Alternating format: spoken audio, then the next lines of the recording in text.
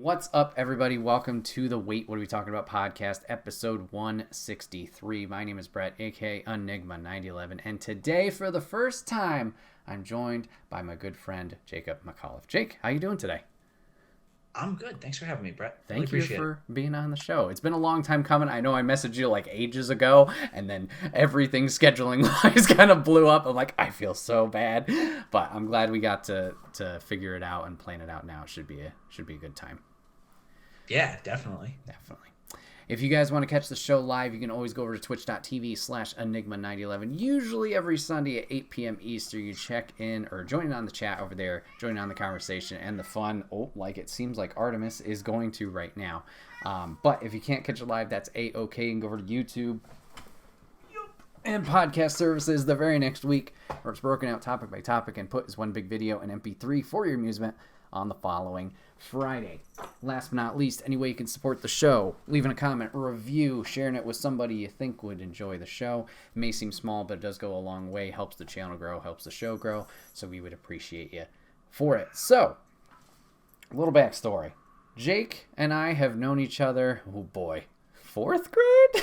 Elementary school? I think It so. was definitely like elementary school. Yeah, so it's been a long friendship here, and we've kind of, I don't know, shared on this weird journey of leaving New York, going to California, and then kind of taking our paths there. So I guess to start, Jake, what was the purpose for you for moving for California, or to California rather? Oh, I wanted to pay more on my rent. That was the main. You know, checking those boxes. I wanted my groceries to cost more. Mm-hmm. No, I moved out here because I wanted to work in entertainment. I've always liked TV and film, um, filmmaking, and I really wanted to work in the industry. Mm. So with that goal of getting into the industry, what was the first moment that you can recall of, like, I don't know if trigger is the right word, but something that kind of sparked that idea in your head of like, this is something you could do? Uh, Honestly, it's almost been like as long as I can remember. I guess like specifically for filmmaking, in when I was like in second grade, I was like 7 years old. I was like, watching movies like Jurassic Park, and that got me really into filmmaking. And I used an old camera to make my own films. But earlier than that, I was writing and trying to write my own books and movie ideas and whatnot. But yeah, and I've been making films and short films. Um, yeah, since I was a kid. I had my first film appear in a professional film festival when I was 14, and I've been just doing it ever since. It was the Wow. Boston Small Film Festival. Ah, okay. All right. Yeah. So you mentioned your first couple of projects. When would you say your first video project was, or film that you worked on? How professional are we talking? Anything that you consider a start. Doesn't, yeah, literally could be, I don't know, any type of camera that you just picked up and you're like, I'm gonna make something today. Okay. When I was 7 years old, Mm. I used to make films with like Legos and things like that. Mm, okay. Um, but before that, I was like writing, and one thing as a kid I used to do was I used to take VHS boxes and I would draw on the boxes to try and like envision whatever the movie or TV show idea I had for it Mm-hmm. was, and then was very disappointed when I put the VHS into the VCR player and the movie didn't come up. I was like 4 or 5 years old, but Mm-hmm. yeah. Okay. So with the Lego stuff, was it just like a stop motion process, or what was the process that you were going through at the young age there of creating what you wanted to create? Yeah, so with that, I used to, I collected Legos as a kid. I still do. It's my, my hobby. And I originally was just filming myself basically playing with the Legos. I was trying to like not film me in it, like film it from the angles and the level of the Legos, but it was just me like holding them and stuff. And then I think it was like 2000, yeah, it was like the year 2000 or 2001. Lego introduced this set called the Lego Movie Maker set Hmm. that came with a camera, and I got that as a kid. And that was where I got into stop motion, because that gave you the ability to just take pictures, make stop motion films. And from then on, any of the Lego stuff that I did was stop motion. Mm. And of course, I ended up moving on and doing live action stuff as well. But I've always gone back and forth. I like doing stop motion. I still do stop motion, not just with Legos, but sometimes still with Legos. Mm. But and I yeah, would do a lot of live action stuff too. Okay, so let's go in. Let's talk about that, the live action stuff. When was your first, I guess, foray into the live action stuff? Probably around the same age. Okay. But I guess we're gonna get like, yeah, because I was around like fourth or fifth grade. I had a friend who lived in like Glens Falls, and we tried making a movie together.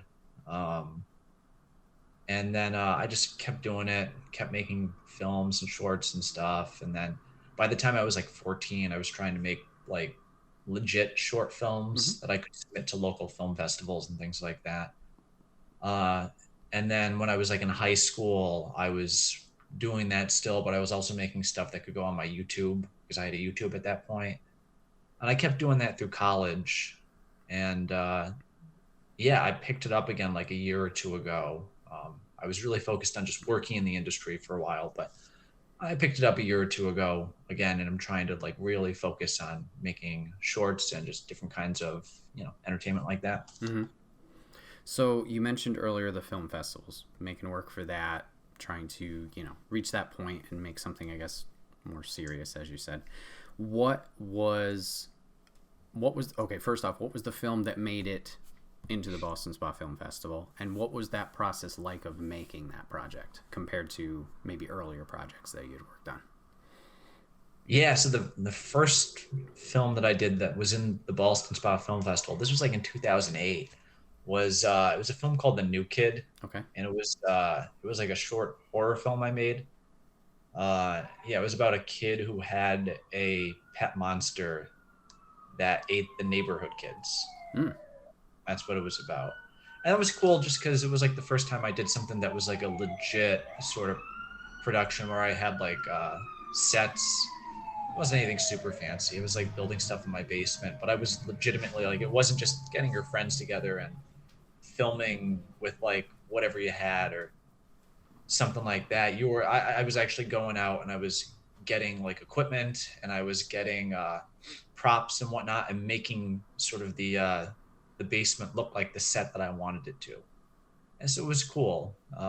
And I entered films into Boston Spa Film Festival, the local film festival where we grew up, as well as like a number of other ones um, when I was that age, all throughout high school. And I kept just trying to improve each year. Like the year after I did The New Kid, I did this other film, and I was like, well, I really screwed up with the sound on The New Kid. The Mm. sound was awful. And I got a boom mic, and the goal for the next project was to really make it sound good.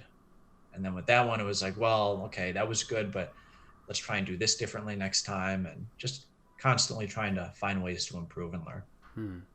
Nice. Yeah, incremental changes definitely a little bit easier to tackle than obviously everything needs to change here. So that's cool.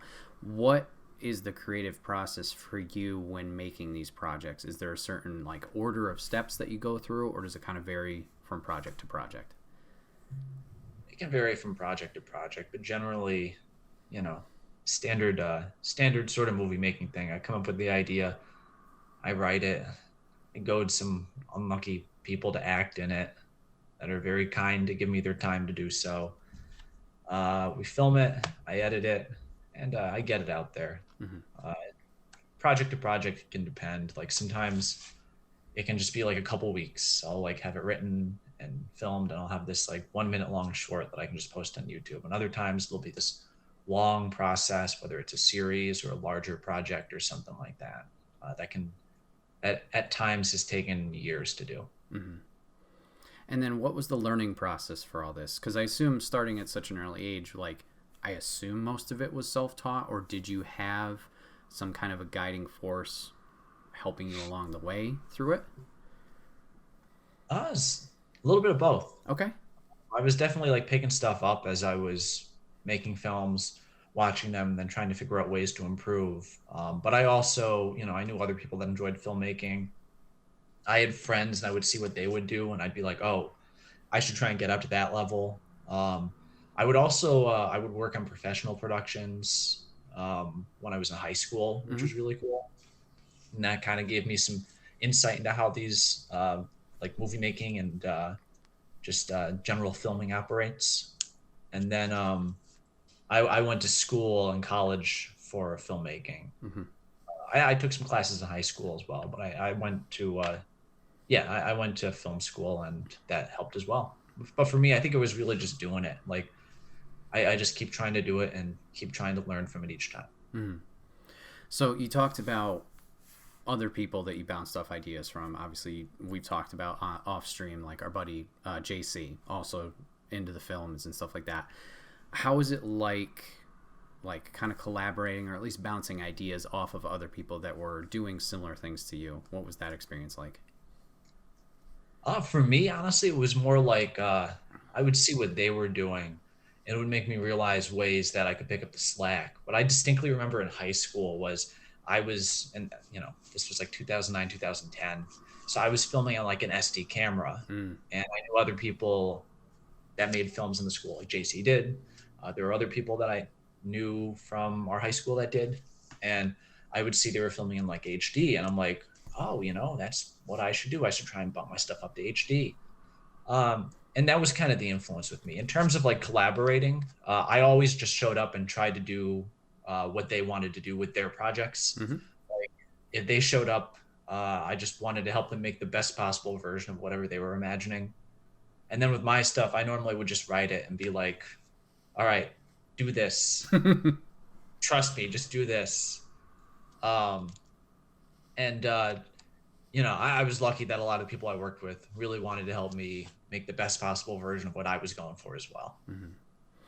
So moving on to the later part of your career, you mentioned going to college for it, obviously learning there, getting your degree, and then the eventual move. What was, I guess, the process of kind of breaking into the industry during those early years of the move and the transition from obviously East Coast to West Coast towards, I guess, a more film orientated area? I moved out here in 2015. I had interned out here at first for my last semester in college at a couple production companies, and then was just looking for work for a while. And then when I was looking for work, I had to make money, and I would do that by there's this thing in LA. It's called central casting, where they hire background actors for professional TV and film productions. And I just did that. Mm. I'm not a very good actor, and I didn't really want to get into acting, but I was like, well, it's money, and it's also a way of like being on film sets and getting experience doing that. So I did that for a while, and so as a result, there's a bunch of like TV shows and a couple films from like 2015 that if you watch them, you see me awkwardly in the background. I did that until one of the companies I interned at needed an entry level position filled. And I was fortunate enough to be able to transition into that as a result of my past experience with the company. Mm-hmm. And from there on, it was just trying to build up, Sure. trying to build the career from there. Mm-hmm. So, what? Oh boy, have you worked at a bunch of different studios? What has each? You don't have to dive too deep, obviously, into each one. But like, what was the experience overall with the areas or the companies that you did work with? Were there ones that you maybe had a better experience with, or whatever it might be? Oh, sure. There were ones that I had great experiences at. There were ones I had less great experiences at. But ultimately, you just got to try and take away the good with the bad with these things. Sure. Not every experience like turns out the way that you want it to, just like in life. And in that case, just try and take the positive away from it and keep moving forward. Mm-hmm. Yeah, because right now I'm working at Disney, and that's a good environment. Mm-hmm. I know it's an awkward week to be saying that because they announced all the layoffs earlier this week, but in terms of the company culture, it's definitely appreciated that it's a good sort of work environment. Mm-hmm. Yeah, I remember when you were messaging me that and told me, I was like, "What? That's amazing!" Just I don't know, from my personal like opinion, that's awesome that you're doing that.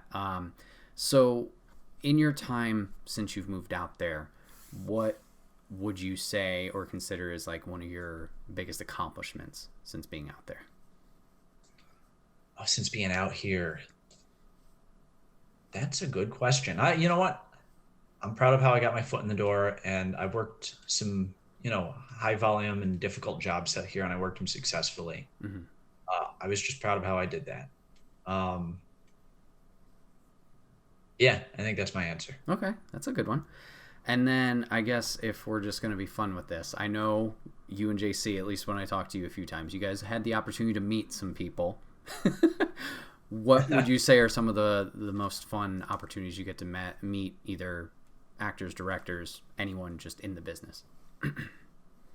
Yeah. You know what's funny is I would say my favorite sort of, I guess you call them celebrity encounters, are the ones with like the B and the C list ones where you end up actually having a story to tell with them and whatnot. Mm-hmm. Because you there's like a lot of times where you'll go to an event and see an A-list actor there or something, but there's no interaction. But the fun times are when you're at like a bar or something and you run into a random B or C list sort of celebrity and end up just chatting with them and bonding with them. Mm-hmm. That's a lot of fun. I'll tell you, one of my favorite experiences out here was I worked on a movie called The Circle. This was back in, yeah, it was back in 2015 when I was doing central casting. It was a movie. It was sort of like a Brave New World type movie, Okay. based around like a Google type company, an obvious standard for Google, and it had Emma Watson and Tom Hanks in it.